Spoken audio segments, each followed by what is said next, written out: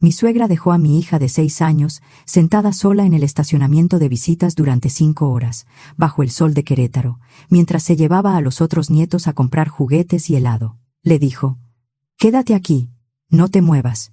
Yo no grité. La tomé de la mano, entré a la casa y mandé una sola foto al grupo familiar. Ese día llegué al fraccionamiento de mis suegros y vi a Inés sentada en la banqueta del estacionamiento, abrazada a su mochila rosa. Tenía 6 años. Era chiquita todavía. De esas niñas que dicen algunas palabras a medias, que se distraen con piedritas en el suelo, y que todavía necesitan ayuda para subir el cierre de la chamarra. Estaba sentada en la orilla del concreto, con las rodillas pegadas al pecho. El estacionamiento de visitas quedaba a un costado de la privada, separado de la caseta por unas jardineras largas y unos árboles flacos que apenas daban sombra. Desde la entrada no se veía bien esa esquina. Si no ponías atención, una niña ahí podía pasar desapercibida. No había agua, no había ningún adulto, no había nadie preguntándole si estaba bien. Solo ella. Estacioné mal, atravesada, sin pensarlo. Apagué el coche y bajé casi corriendo. «Inés», la llamé. Levantó la cabeza de golpe. Entrecerró los ojos por el sol y trató de sonreír. Pero la sonrisa le salió temblorosa. «Mamá». Se puso de pie demasiado rápido y se tambaleó. Cuando llegué a ella, vi sus mejillas rojas, los labios secos, el cabello pegado a la frente y los tenis cubiertos de polvo. Me arrodillé frente a ella. «¿Qué haces aquí sola?» «La abuela Teresa me dijo que esperara», respondió. «Aquí, que no me moviera». «¿Desde cuándo?» «Desde que dijo que era la 1», contestó con la voz cansada. «Dijo que tú venías luego». Saqué el celular. Eran las 6 de la tarde. 5 horas.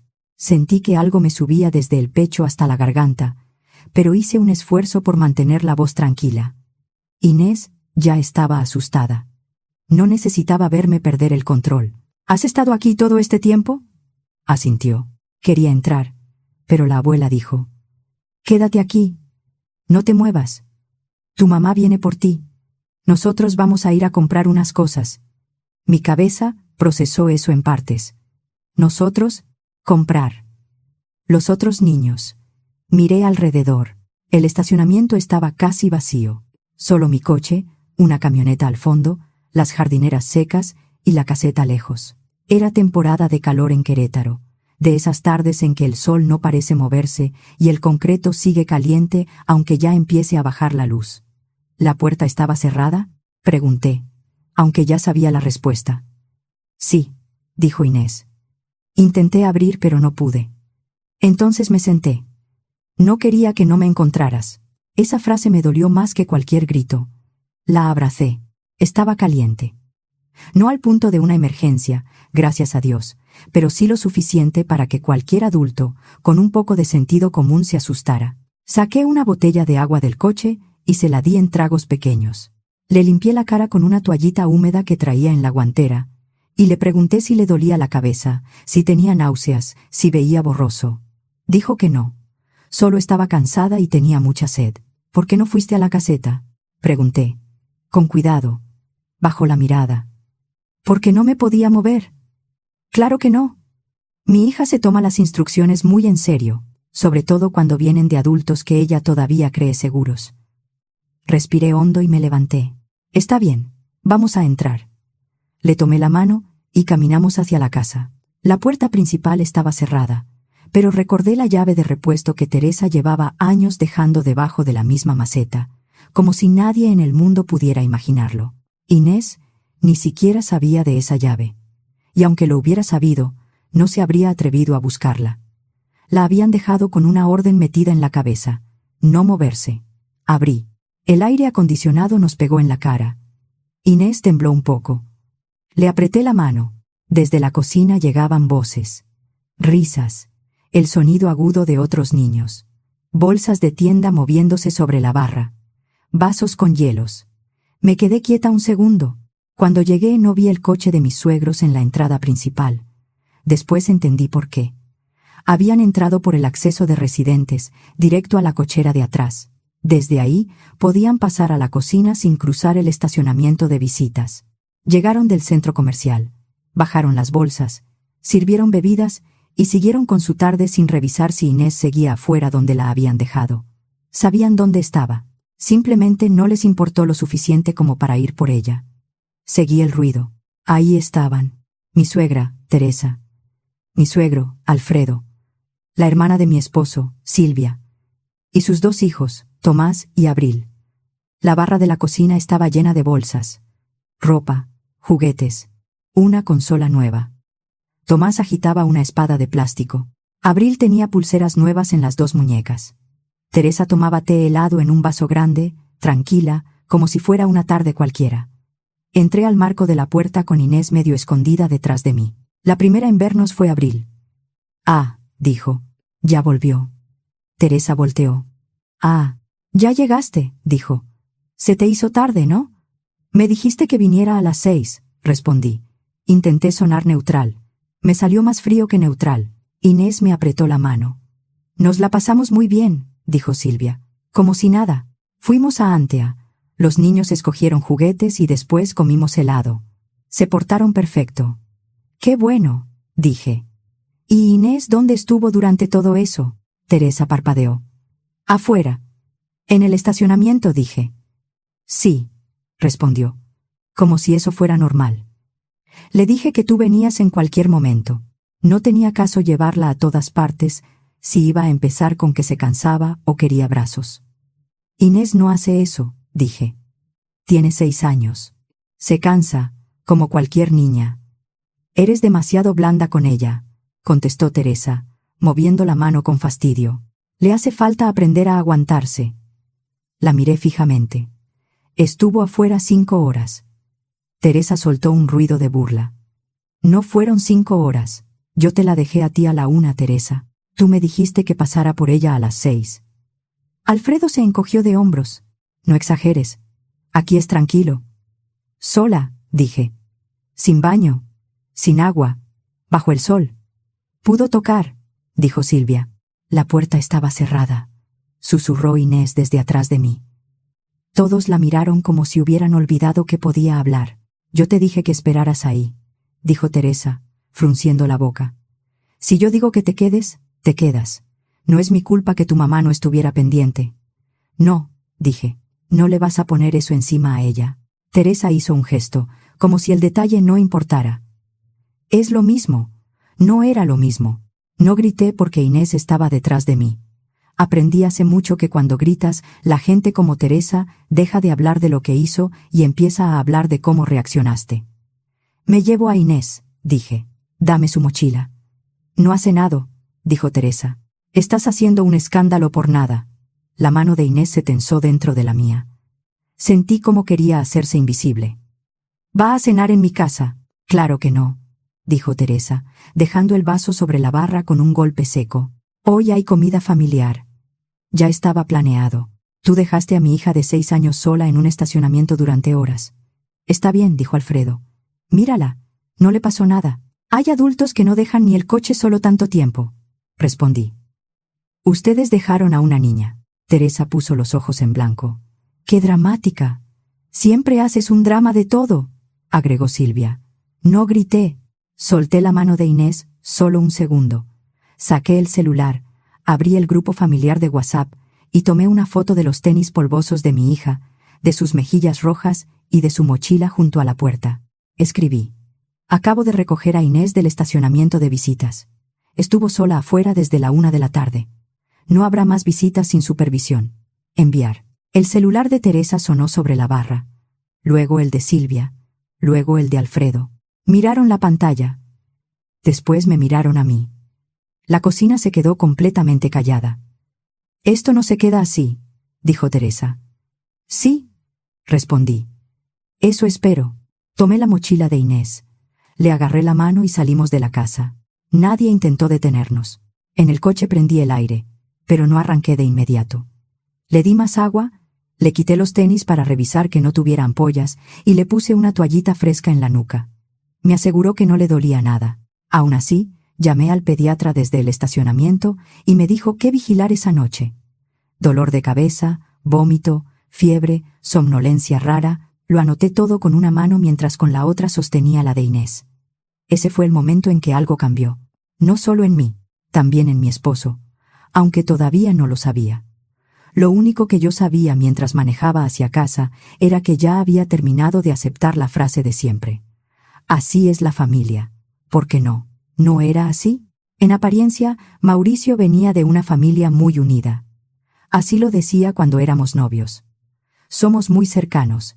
En ese entonces me pareció bonito. Cenas los domingos, mensajes constantes, una mamá pendiente de todos. No entendí lo que eso significaba hasta después. Cuando nació Inés, ya sabía que cercanos en la familia de Mauricio quería decir otra cosa. Quería decir que Teresa siempre tenía una opinión antes de que alguien se la pidiera, que Alfredo callaba cuando le convenía y hablaba solo para respaldarla, que cualquier conversación empezaba con Silvia, giraba alrededor de Silvia y terminaba con los hijos de Silvia, Tomás y Abril, que en esa casa no podían hacer nada mal. Inés era tranquilita, no da lata, ni se siente.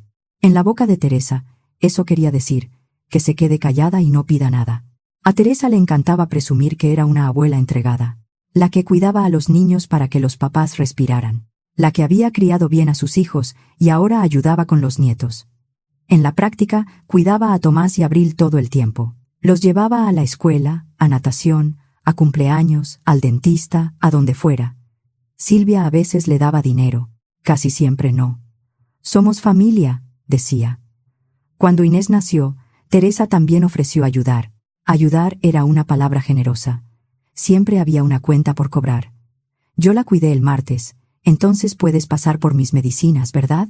Le compré una chamarrita, pero usé tu tarjeta. Luego me dices. Como estuvieron aquí los niños, se gastó más despensa.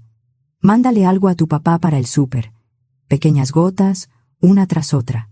Mauricio había crecido creyendo que ser buen hijo significaba resolver.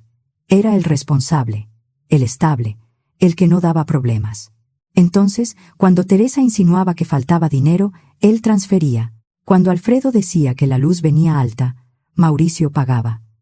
Cuando Silvia tenía una emergencia, de alguna forma terminaba en la cuenta de mi esposo. La primera vez me lo explicó con culpa. Solo por unos meses, me dijo. Mientras se acomodan. 7 años después, seguía igual. Cada mes, salían 10,000 pesos de nuestra cuenta hacia la de sus padres.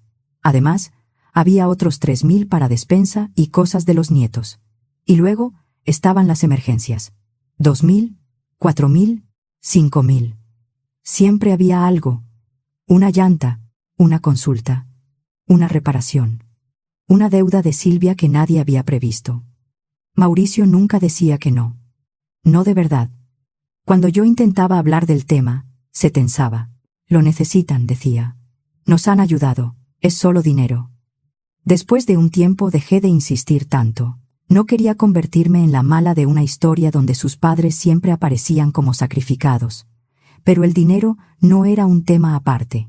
Era la misma costumbre de decidir por nosotros, de exigir agradecimiento y de llamarle familia a cualquier abuso. Con Inés, empezó con cosas pequeñas. La dejaban despierta hasta tarde, porque sus primos querían jugar. Olvidaban ponerle bloqueador porque, según Teresa, le hacía falta color. Una vez, la dejaron parada cerca de la alberca del fraccionamiento, mientras los adultos platicaban de espaldas. Inés resbaló en el piso mojado y casi cayó al agua. Cada vez que yo decía algo, era exagerada, ansiosa, sobreprotectora. No pasó nada, repetía Teresa. Está bien, no pasó nada. Hasta que un día hicieron todo para que sí pudiera pasar. Cuando Teresa escribió en el grupo familiar que iba a organizar una tarde divertida con los nietos, no me alarmé de inmediato. Ya habían hecho salidas antes. El plan parecía simple. Yo dejaba a Inés con ella a la 1 y pasaba por ella a las 6. Vamos a estar aquí en la casa, dijo Teresa. A lo mejor salimos por unas cosas, pero nada complicado. Nunca mencionó el plan de dejar a una niña de 6 años esperando en la banqueta durante 5 horas. Si lo hubiera hecho, yo habría cancelado todo. Pero esa es la manera en que actúan las personas como Teresa. Nunca habría dicho, voy a dejar a tu hija afuera. Lo hizo y después quiso llamarlo educación. De camino a casa, Inés me contó cómo vio moverse las sombras sobre el pavimento, cómo el piso se calentó bajo sus tenis, cómo contó coches para no aburrirse, cómo no se atrevió a caminar ni hasta la caseta, porque su abuela le había dicho que no se moviera. También me dijo que escuchó un claxon una vez, y pensó que era yo, pero no se levantó.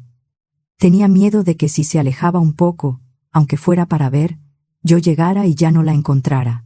Lo decía como si estuviera explicando algo lógico. Como si una niña de 6 años tuviera que pensar en esas cosas. Yo miraba su nariz roja por el sol, sus ojos cansados, esa confianza rota con la que me preguntaba si ahora sí nos íbamos a quedar juntas. Durante años me convencieron de que nada de eso alcanzaba para romper una familia. Ese día entendí que sí alcanzaba. Habían cruzado una línea que yo ni siquiera sabía que tenía tan clara, y no pensaba retroceder. Lo más difícil vino después, cuando llegamos a casa y la adrenalina se bajó. Inés no se separó de mí en toda la noche. Si yo iba a la cocina, ella se quedaba en la entrada. Si entraba al baño, esperaba afuera. Si me sentaba en el sillón, se subía a mis piernas, aunque hacía meses que ya no lo hacía. No quería jugar, no quería cenar bien, solo tomaba agua en traguitos pequeños, y me veía cada vez que yo me levantaba. Le tomé la temperatura 2 veces. No tenía fiebre. Le di suero en sorbitos, como me dijo el pediatra, y le puse una pijama ligera. El cuerpo se le fue enfriando poco a poco, pero el susto no. ¿Estás bien, mi amor?, le pregunté cuando la llevé a dormir. Asintió. Pero tenía los dedos cerrados sobre mi manga como si yo pudiera desaparecerme. ¿Quieres la lamparita prendida? Sí, dijo muy bajito. Luego se quedó callada unos segundos. Mamá, dime, tú no me vas a dejar aquí para irte de compras, ¿verdad? Sentí el golpe en el pecho. No, dije. Yo nunca te voy a dejar así. Pensó un momento. ¿Aunque la abuela diga que me tengo que esperar? Aunque lo diga, asintió despacio. Yo pensé que si me movía, ya no me ibas a encontrar. Tragué saliva. Tú hiciste lo que te dijeron, Inés. Nada de esto fue tu culpa. Parpadeó, y una lágrima se le fue hacia el cabello. No me quedé un rato. Me quedé hasta que por fin se durmió. Y todavía después me quedé sentada, escuchando su respiración, preguntándome cuánto tardaría en dejar de asustarse cada vez que yo saliera de una habitación. Encontré a Mauricio en la sala, sentado en la orilla del sillón, con los codos sobre las rodillas y la mirada perdida. ¿Cómo está?, preguntó. Me pregunta si voy a volver, dije. Al cuarto. A la casa. A donde sea. Me sigue de la sala al fregadero como si tuviera miedo de que me fuera a esfumar. Cerró los ojos. Le dije que su abuela le dijo, no te muevas. Continué. Y ella entendió. Si te mueves, tu mamá ya no te encuentra. Mi mamá no quiso decir eso, murmuró. Tal vez no, respondí. Pero eso fue lo que hizo. No discutió. Nos quedamos en silencio. Si dejamos pasar esto, dije, no solo les estamos diciendo a tus papás que estuvo bien. Le estamos diciendo a Inés que no fue tan grave. Mauricio se frotó la cara con las 2 manos. Lo sé. En el grupo puse que no habría visitas sin supervisión, dije. Pero después de verla así, Mauricio, ni siquiera sé si eso alcanza. Me miró, y por primera vez no intentó defender a nadie. No alcanza, dijo. Estuvo 5 horas sentada afuera porque confió en una orden de un adulto. No voy a enseñarle que la gente que la dejó ahí merece otra oportunidad como si nada.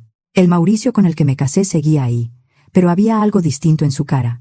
Algo cansado, sí, pero también más firme. Voy a cortar todo, dijo. No respondí de inmediato. Yo había querido escuchar eso durante años. Pero tenía que salir de él. Tenía que ser su límite, no el mío. Se levantó, fue por su computadora y abrió la banca en línea. 10.000 al mes, dijo, casi para sí mismo. Eso les mando para gastos. Hizo clic. Otros 3.000 para despensa y los niños. Otro clic. Y la tarjeta adicional que mi mamá usa para emergencias. Entró a otra pestaña. Aparecieron cargos de farmacia, supermercado, gasolina, restaurantes. No eran compras enormes por separado, pero juntas pesaban. Y lo peor era verlas ahí, tan normales, mientras Inés dormía asustada en el cuarto. ¿Cuánto es en total?, pregunté. Hizo cuentas rápido. Entre 15 y 18.000 pesos al mes. A veces más.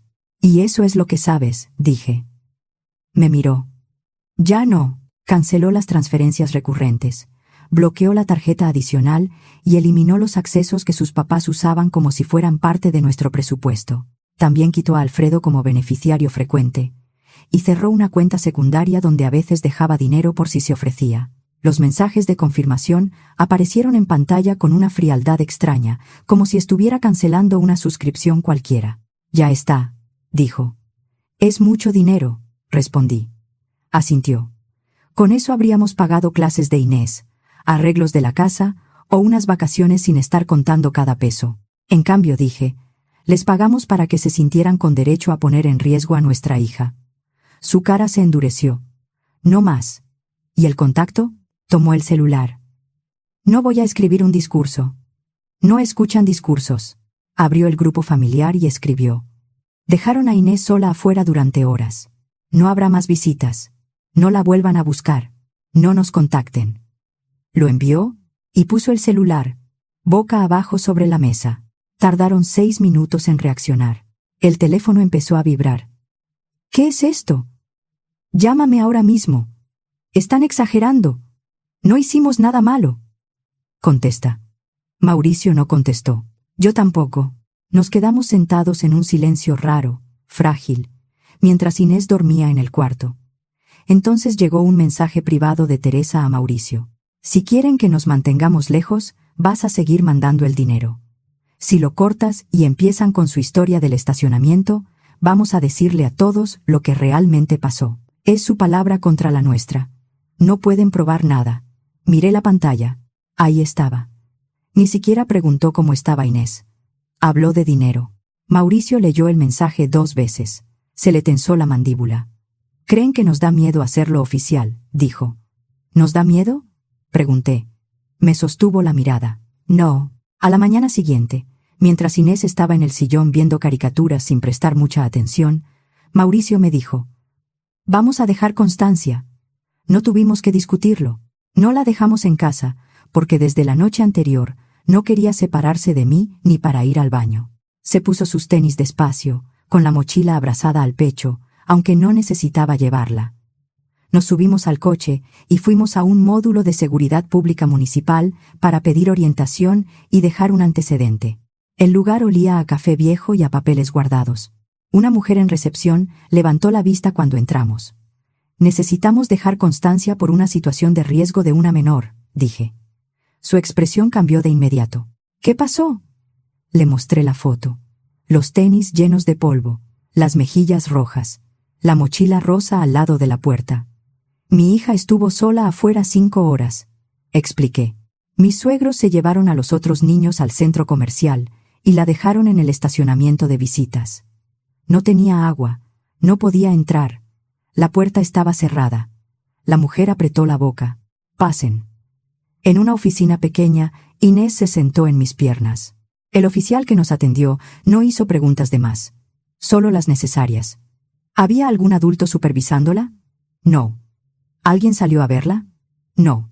¿Dónde estaban las personas que debían cuidarla? En el centro comercial. ¿La menor tenía forma de entrar a la casa? No. La puerta estaba cerrada. ¿Tienen mensajes o alguna foto? Mauricio le mostró el mensaje de su mamá. Yo le enseñé la foto y el primer texto que envié al grupo familiar. El oficial miró todo con calma. Tomó la información. Horarios, lugar, foto, mensajes, nombre de los adultos responsables. Nos explicó que eso quedaba como antecedente con folio y que, si Teresa o Alfredo insistían en acercarse a Inés o en exigir cuidarla, podíamos acudir al DIF municipal o a la Procuraduría de Protección de Niñas, Niños y Adolescentes para recibir orientación formal. No fue una escena de película. No hubo amenazas ni promesas rápidas. Fue más frío que eso. Una mesa, una computadora, preguntas concretas y un número impreso en una hoja. Antes de que nos fuéramos, el oficial se agachó un poco frente a Inés. «Tú no hiciste nada malo», le dijo. «Fuiste muy valiente». Inés se pegó a mi pecho sin decir nada. Salimos con la constancia en la mano. No arreglaba lo que había pasado, no borraba las 5 horas. Pero hacía algo importante. Impedía que todos fingieran que no había ocurrido. En casa, abrí el grupo familiar extendido de WhatsApp, el mismo donde ya todos habían visto la primera foto, pero varios seguían esperando la versión de Teresa para decidir qué creer. Escribí. Para quienes no tienen claro lo que pasó, Inés fue dejada sola afuera, en el estacionamiento de visitas, aproximadamente de la 1 a las 6 de la tarde. La puerta estaba cerrada. No tuvo agua, baño ni supervisión. Ya dejamos constancia para que exista antecedente. No vamos a discutirlo más. Adjunté la foto otra vez. Enviar. Mauricio miró por encima de mi hombro y añadió: cualquier duda me la preguntan a mí. No vayan con mi mamá. Luego dejamos los celulares sobre la mesa. Primero no pasó nada. Ese silencio fue peor que los mensajes. Después empezaron a entrar respuestas sueltas. Un primo escribió: no sabía que habían sido 5 horas. Una tía puso: eso no es educar a la antigua. Eso es peligroso. Otro familiar agregó: pensé que estaban exagerando. Ya no. Muchos no dijeron nada, pero el tono del grupo cambió. Teresa entró como si le hubieran prendido fuego. ¿Cómo se atreven a mandar esto? Quieren destruirnos. ¿Fueron con la policía por algo de familia? Alfredo escribió después: nos están haciendo quedar como monstruos. Alguien contestó antes que nosotros: no los están dejando mal. Eso lo hicieron ustedes. No reconocí el número de inmediato. Creo que era una prima lejana de Alfredo, de esas personas que nunca opinan. Teresa intentó otra vez. Es mentira. La niña estuvo afuera un ratito. Mauricio respondió: mamá, basta. Los dos sabemos que no fue un ratito. Después de eso, Teresa se quedó callada en el chat, pero no en la vida real. Esa misma noche, cuando estábamos levantando la mesa después de cenar, sonó el timbre. Mauricio y yo nos miramos. No tuvimos que decirlo. Él caminó hacia la puerta y la abrió solo lo suficiente para bloquear la entrada con el cuerpo. Ahí estaban, Teresa y Alfredo. Silvia no venía, solo ellos dos. El origen de todo. Nos denunciaron, dijo Teresa. Ni siquiera saludó. Dejamos constancia, respondió Mauricio. Alfredo lo miró con rabia. ¿Tienes idea de lo que hicieron?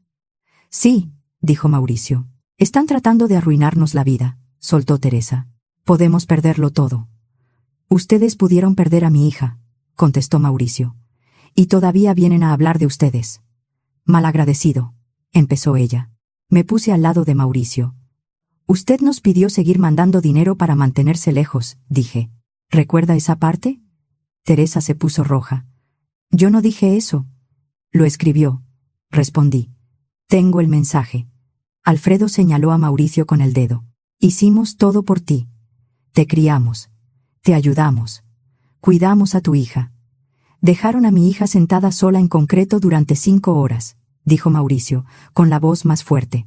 Ustedes no cuidaron nada. Respiró hondo y bajó un poco el tono. No van a volver a acercarse a ella. No habrá más visitas, ni llamadas, ni dinero. No puedes hacer esto, dijo Teresa. Entonces nosotros ya no contamos, ¿verdad? Después de todo lo que hicimos por ti. Me miró como si yo fuera el problema. Tú hiciste esto. Tú lo envenenaste. La sostuve con la mirada. No lo envenené, dije. Solo dejé de tapar lo que ustedes hacían. Teresa abrió la boca y la cerró, sin encontrar qué decir. No fue para tanto, Mauricio, dijo Alfredo. Tu mamá no lo hizo con mala intención. 5 horas no son una mala intención, respondió Mauricio. Son 5 horas. Vamos a hablar con un abogado, murmuró Teresa. No puedes sacarnos de la vida de nuestra nieta como si no fuéramos nadie. Mauricio dio un paso hacia la puerta, sin salir. Si intentan pedir convivencia, también vamos a presentar lo que hicieron, con horarios, fotos, mensajes y el folio. Piénsenlo bien. Los dos lo miraron como si por primera vez se dieran cuenta de que ya no podían manejarlo. ¿Creen que nadie nos va a creer?, preguntó Mauricio. Inténtenlo. Nadie se movió. Después, Alfredo tomó a Teresa del brazo. Vámonos, dijo en voz baja. Aquí no vamos a sacar nada. Ella se soltó, pero ya no tenía la misma fuerza en la mirada. Por primera vez no parecía indignada. Parecía asustada. No por Inés, por ella misma. Entonces ya está, dijo Teresa. Nos borras y ya. Mauricio no dudó. Estoy escogiendo a mi hija. Y ya no voy a seguir obedeciéndolos. Cerró la puerta. Esperamos. No hubo golpes. No hubo gritos. Solo escuchamos sus voces alejándose por la entrada y luego las puertas del coche. No me había dado cuenta de cuánto ruido ocupaban en mi cabeza hasta que se fueron. Esa noche, cuando acosté a Inés, me preguntó casi en secreto: ¿La abuela va a volver? No, dije. No va a volver a cuidarte. Pensó un momento. ¿Por qué me dejó? Sí, porque te dejó. Asintió con una seguridad pequeña, pero clara. Qué bueno, dijo. No me gustó esperar. Le aparté el cabello de la cara. No vas a tener que hacerlo otra vez. Y me creyó. Desde entonces, intento ganarme esa confianza todos los días. Así fue como terminó todo. Ellos perdieron el dinero, el acceso a Inés y la versión cómoda de la historia que siempre contaban. Nosotros dejamos de repetir que era familia cada vez que algo nos dolía. Inés todavía me pregunta a veces si voy a volver cuando salgo a la tienda o bajo por algo al coche. Yo siempre le digo que sí, y luego vuelvo. No sé cuánto tarda una niña en dejar de tener miedo después de que un adulto la deja esperando bajo el sol. No sé si un día se le va a olvidar la banqueta, el calor en los tenis o la orden de no moverse, pero sí sé que ahora, cada vez que le digo, vuelvo en un minuto, me mira, duda un poco menos y me cree un poco más. Mauricio está más tranquilo ahora, se ríe más. Ya no se tensa cada vez que vibra el celular, porque esos números están bloqueados. Teresa y Alfredo siguen diciendo: a quien quiera escucharlos, que nos pasamos de la raya. Tal vez ellos lo ven así. Yo solo sé que mi hija no volvió a quedarse sola, esperando a que un adulto decidiera si valía la pena ir por ella.